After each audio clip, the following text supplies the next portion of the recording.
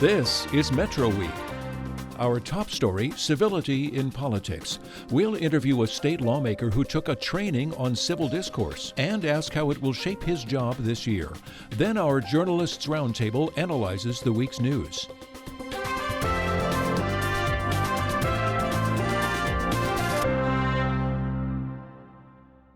Welcome to Metro Week. I'm Michael Chihak, in for Andrea Kelly. The National Institute for Civil Discourse was founded in Tucson with the goal of improving the civility of the political discussion. The Institute created a program called Next Generation to encourage state lawmakers to work together. Tucson Democratic State Representative Randall Freese took part in one training session, and before the start of this week's legislative session, he spoke with Andrea Kelly about his experience. There are 90 Arizona state lawmakers in the legislature. How many of them participated in the Next Generation program with you? Andrea, there were 11 legislators in the program. It was a half-day program. And Representative Freese, why did you participate? It was voluntary. Why did you choose to do it? I was asked by Ted Celeste, who is one of the, he runs the program through the University of Arizona National Institute of Civil Discourse. He reached out to me and also Representative Cobb to help him bring the program to the Arizona legislature. Now I want to go through the goals of the program. One of them is to strengthen relationships across the aisle. How do you feel like that worked in this training and how it will go in the next legislative session? Well, I mean, I think that's a very big goal. That's a very broad goal, and that's a very valuable goal. But you're going to reach that goal in small steps, and I think that this program served that purpose. It was a very small step in that direction to help us listen and talk to one another, and develop trust. Because when you're going to negotiate, having that trust is an important part of that compromise process. So I think the program was well designed. Clearly, it is a program that has been used across the country with other state legislatures. In fact, Ted Celeste did share with us that there are some states where the entire legislature is required to participate in this program. And it's a trust-building exercise, an exercise in getting to know one another. One of the problems I think that we have in this electronic age is that we don't really get to know each other as much as we used to, I should say. What kinds of activities did you do during the training or during the program to help work on strengthening those relationships? Well, I think we did several things, and it's a fairly well organized program. It was from 11 a.m. to 4 p.m. with a lunch included.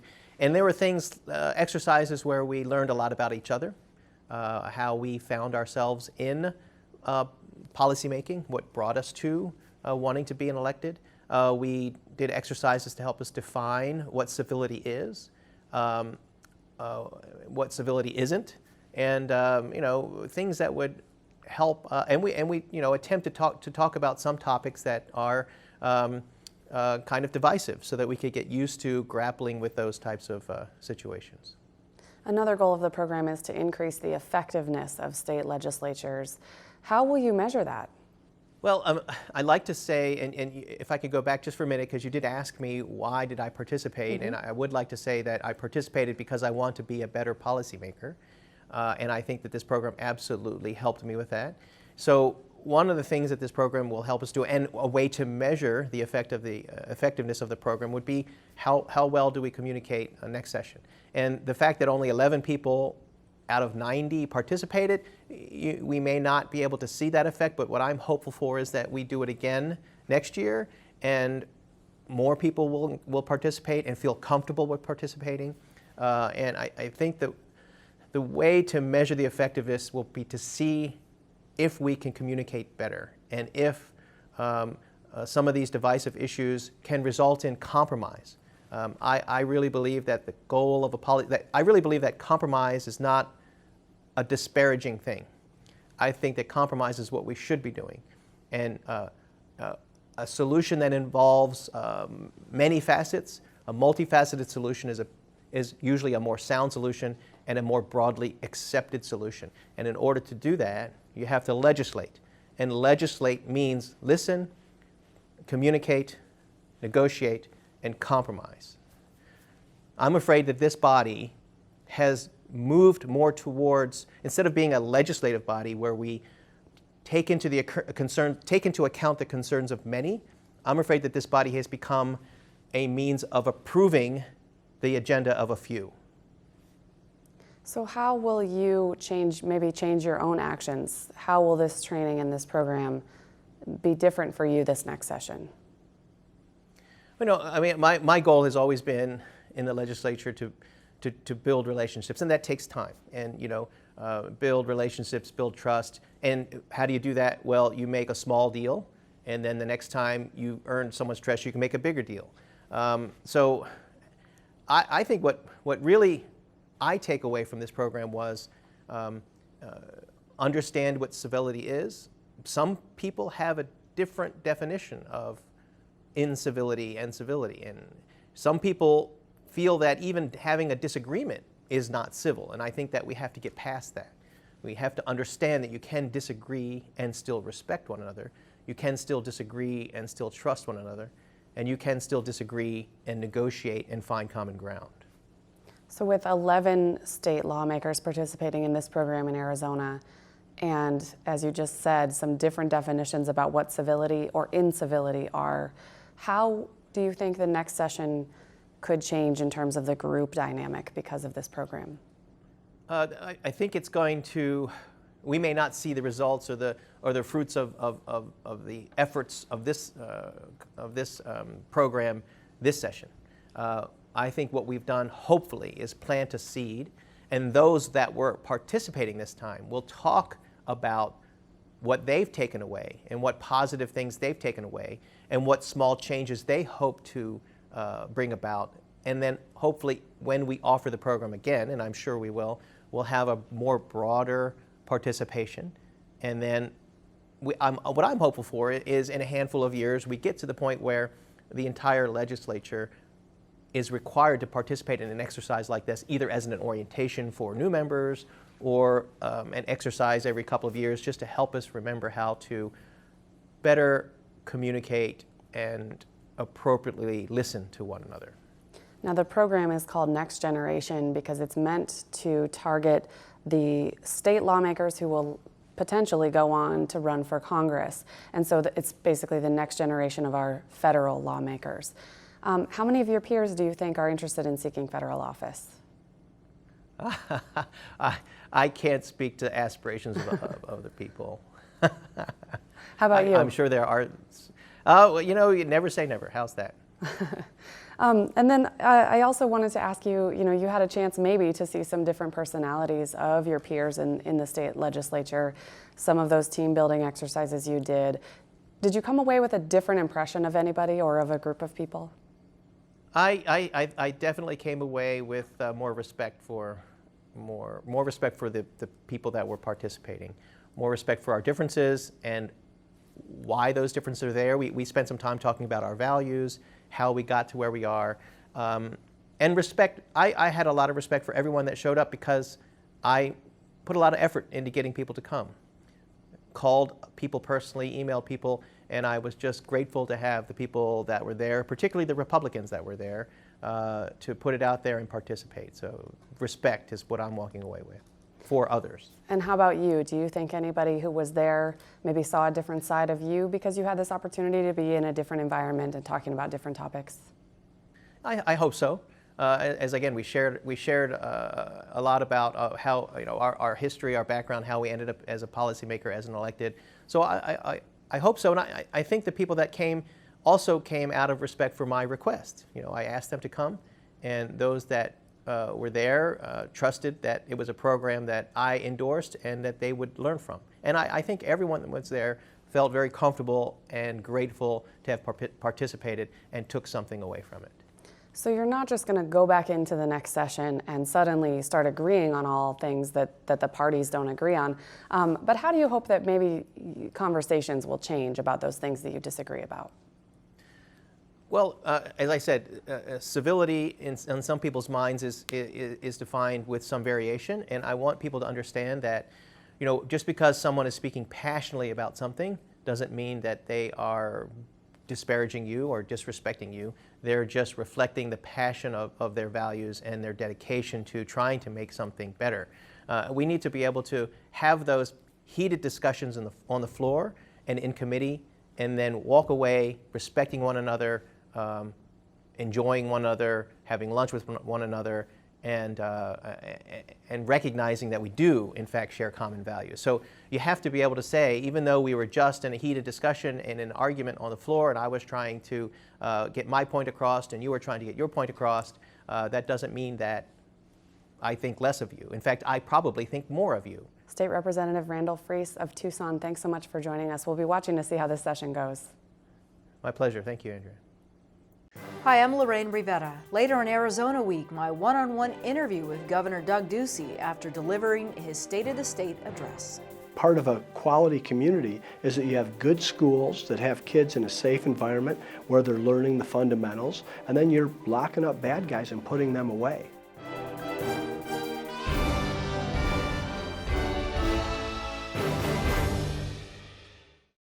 Now our Journalist Roundtable. Joining me in the studio, Dylan Smith of the Tucson Sentinel, Tim Steller of the Arizona Daily Star, and Dan Shearer of the Green Valley News and Sahuarita Sun.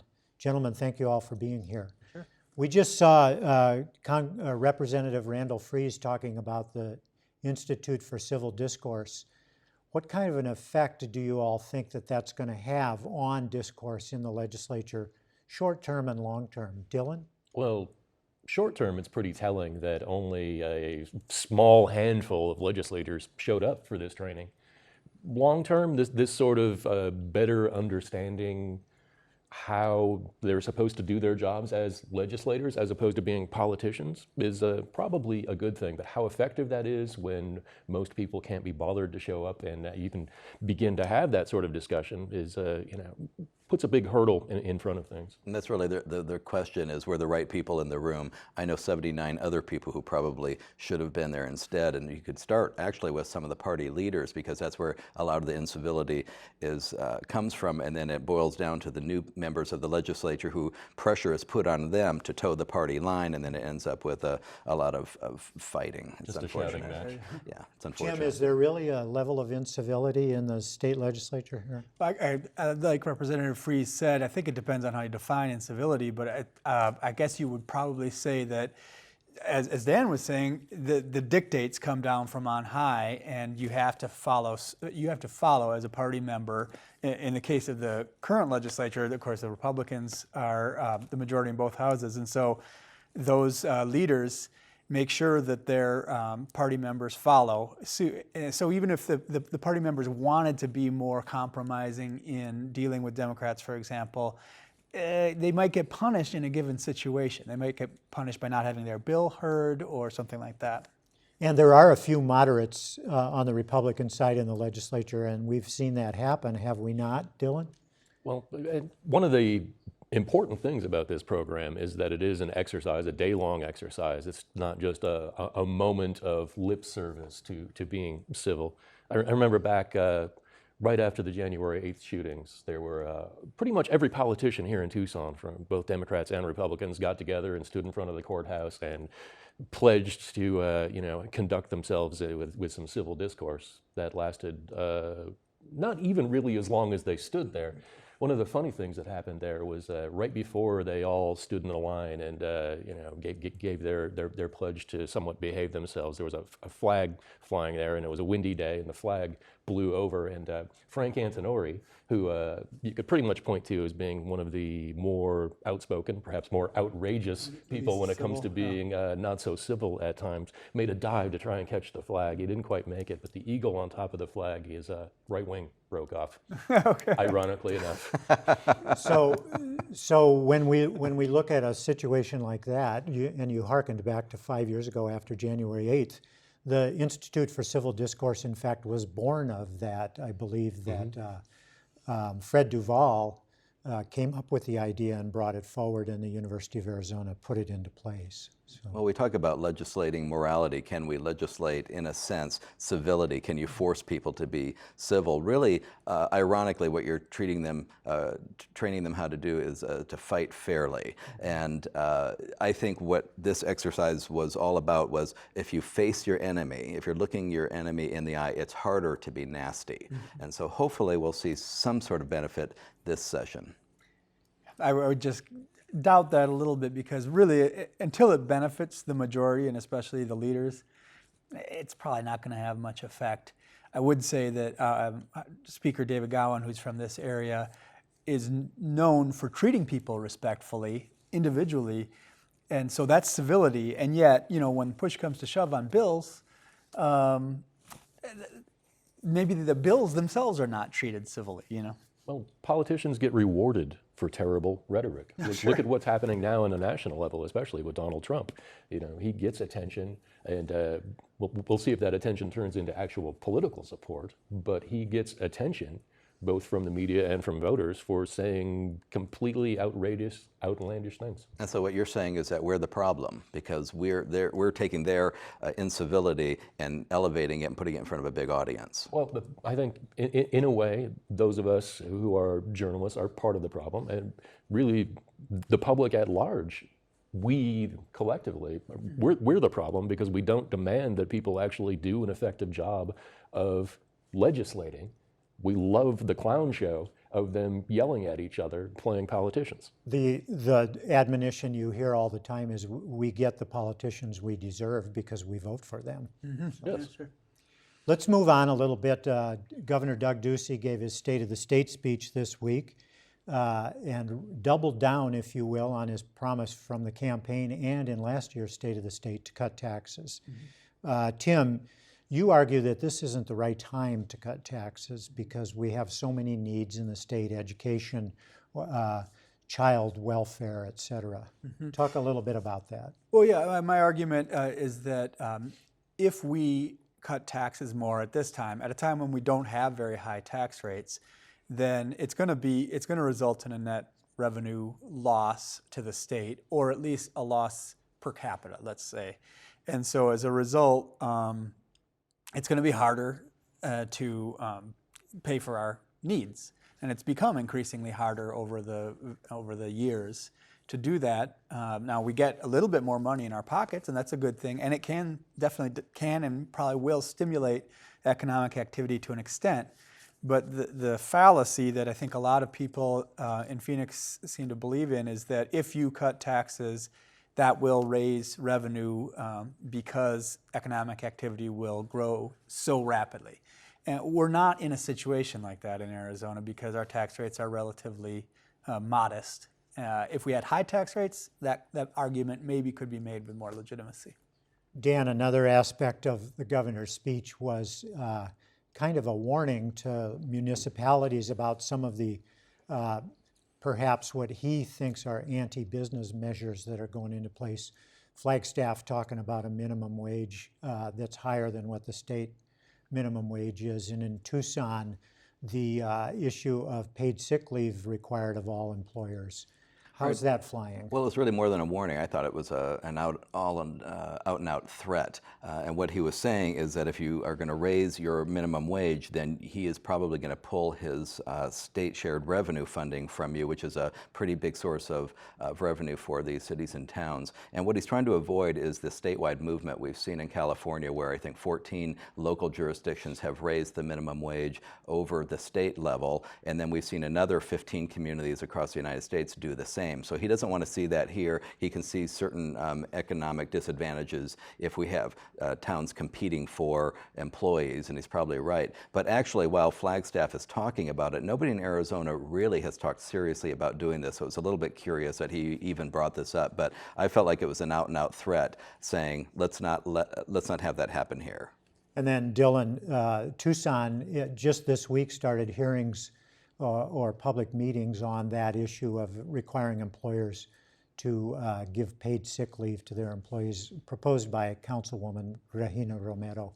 What's that all about? Well, this is something that the rest of the council sort of decided to kick the can and throw it into the lap of having these public meetings just to better take the temperature of everybody in Tucson.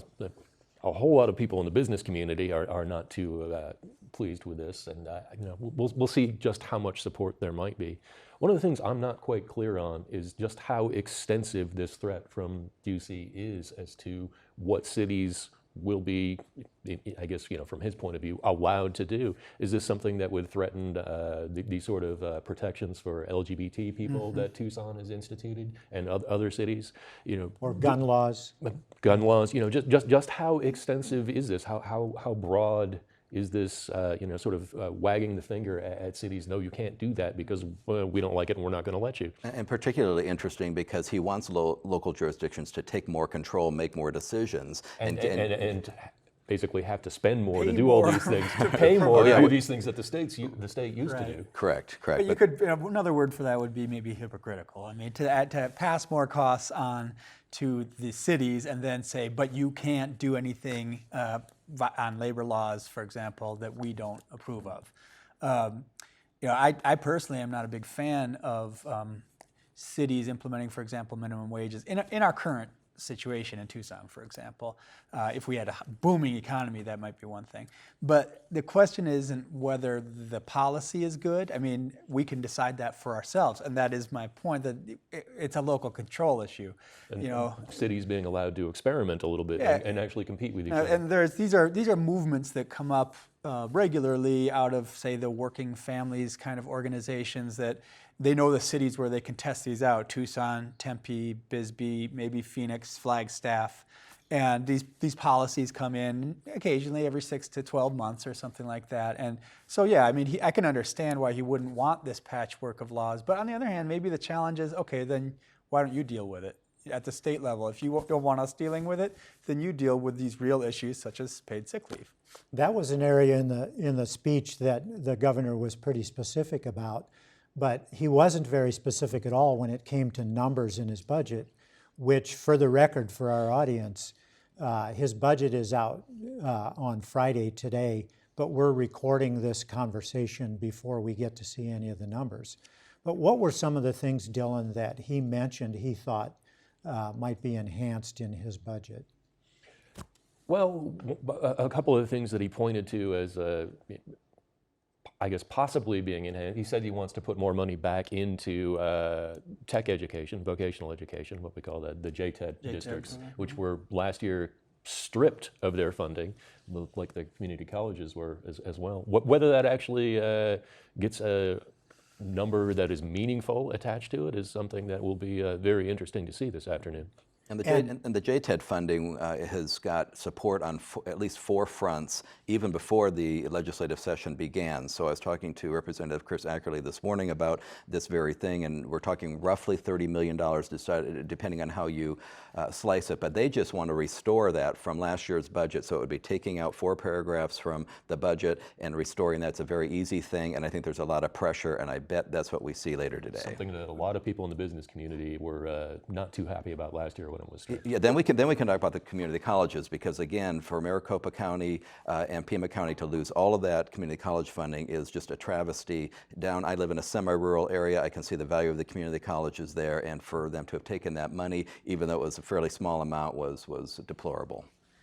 Yeah, well, this is an interesting area because the JTED program, it kind of refers back to what we were talking about at the very beginning.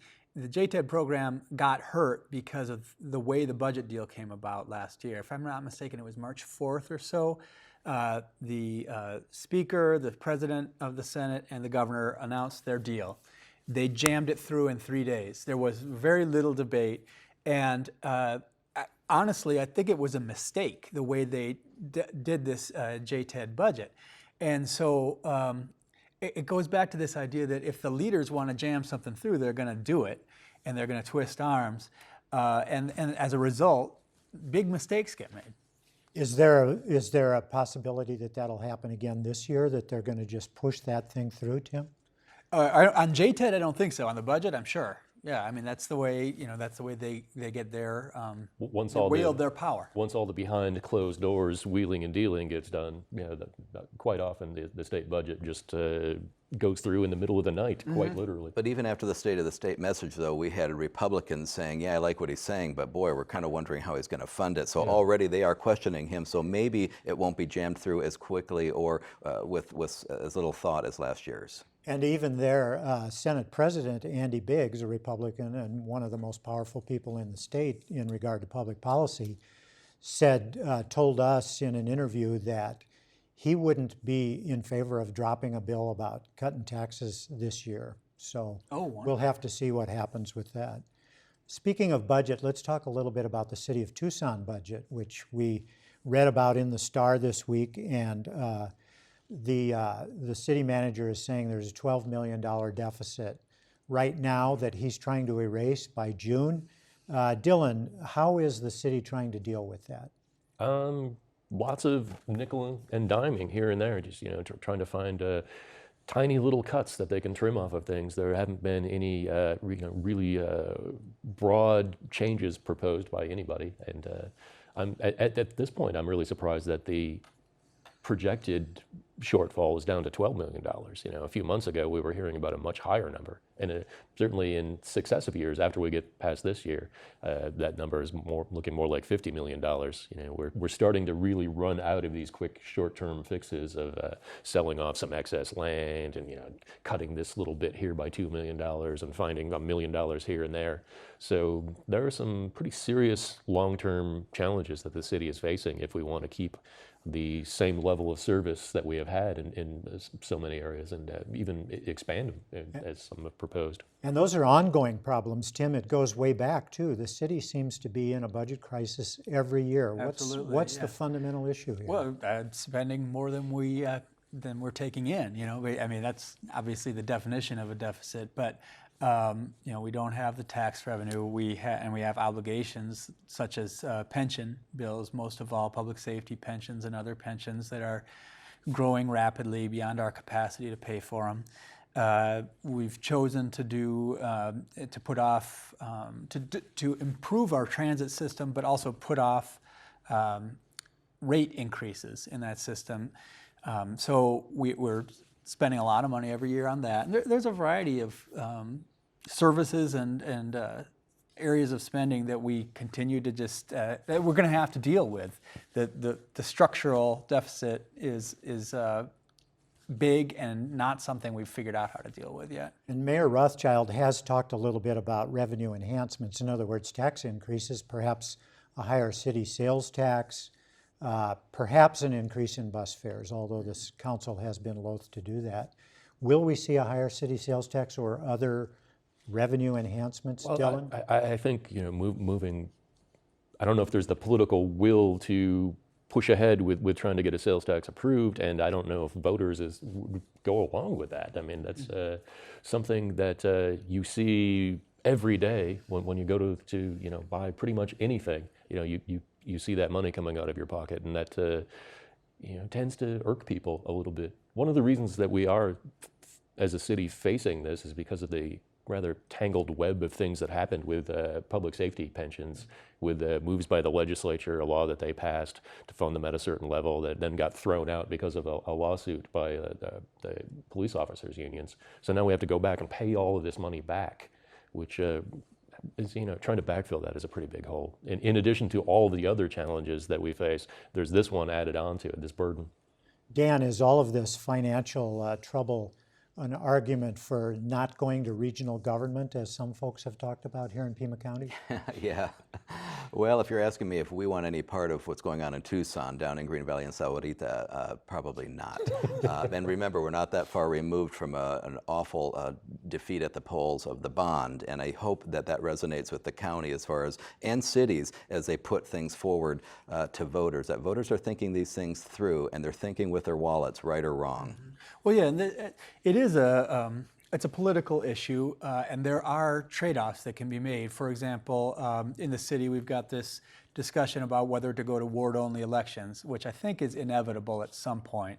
Now, one of the benefits that its proponents talk about is that you would be more likely to be able to convince people in outlying areas such as the Catalina foothills to join the city if they would have a vote and have their own council. That is, of course they'd have a vote, but they'd be the only people electing their individual council members. And that would bring in a whole new set of taxpayers, wealthier also, and as well, although you would also have to spend money, obviously, to pay for their Well, it'd services. also be a big jump in that state shared revenue that is a little bit under threat right now.